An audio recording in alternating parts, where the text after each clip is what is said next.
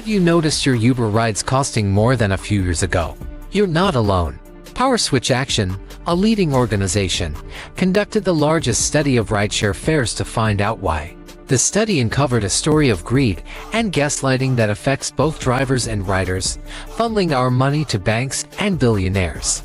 In March, Minneapolis passed an ordinance requiring rideshare corporations to pay drivers a minimum wage.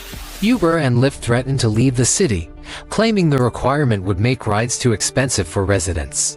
This argument is one of Uber and Lyft's favorite scare tactics. As drivers across the country have protested poverty wages and organized for better pay, the rideshare giants have used this line again and again.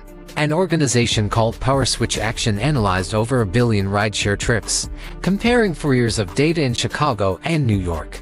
In New York, drivers want a minimum pay standard, while in Chicago, drivers are still organizing. If Uber's argument were true, fares should have gone up more in New York after the pay standard took effect. However, the opposite happened. Uber and Lyft raised fares by 54% in Chicago, where drivers have no pay protections, and only 36% in New York. So what's causing these big price hikes? The only explanation that fits the data is pressure from Wall Street. Uber used money from investors to subsidize cheap rides and decent pay. Now that Uber dominates the market, its investors are demanding their cut. The strategy is working.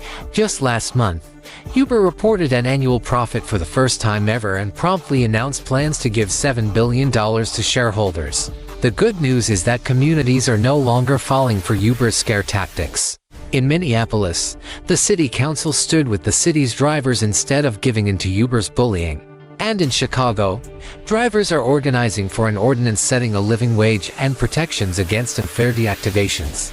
These fights are far from over, but when drivers and communities stand together, we can say no to Uber's bullying, ensure drivers are paid enough to provide for their families, and shape a transportation system that serves us instead of Wall Street. Stay informed, stay aware. Thank you for watching the video.